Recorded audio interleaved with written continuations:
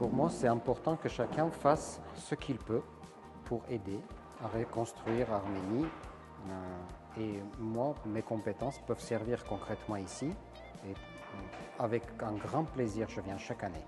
Un jour, je passerai le relais à quelqu'un d'autre, mais pour l'instant, je suis disponible et je viendrai chaque fois. Je suis vraiment ravie de participer à cette grande cause qui, pour moi, a vraiment un sens.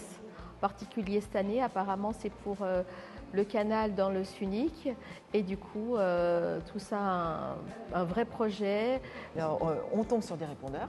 Donc de temps en temps, il faut laisser des messages, bien évidemment. Mais autrement, quand on a les personnes au téléphone, sachant qu'elles sont toutes dans notre fichier, elles attendent en fait notre appel. Souvent, elles attendent notre appel. Donc c'est intéressant de voir à quel point on arrive, on est un petit peu la petite cerise sur le gâteau sur la journée et ils sont très contents de nous avoir. Je m'appelle Astrid Serranossian, je suis la marraine du Phonéton 2025 organisé par le Fonds Arménien de France.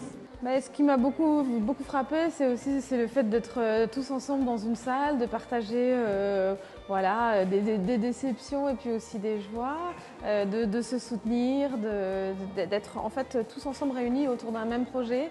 Il y a des appels qui fonctionnent, des appels qui ne fonctionnent pas. Il y a aussi le temps de prendre le temps d'expliquer le projet du Fonds arménien. Et puis pourquoi le Phonéton c'est important.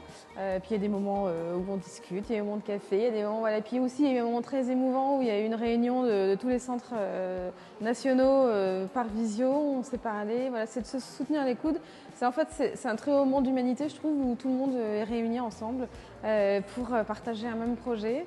Courage, chers amis, c'est vraiment pour une très bonne cause. Je les salue, vraiment, je les encourage.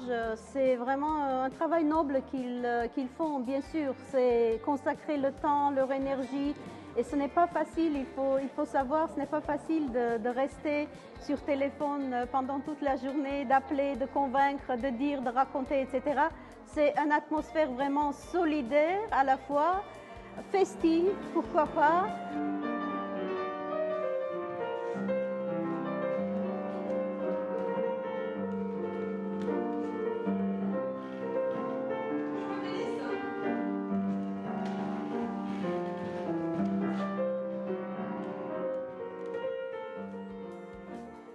Je compare souvent le Phonéton à une espèce de cousinade où l'on se retrouve une fois par an tous ensemble et tous ensemble tournés vers un objectif commun, aider l'Arménie.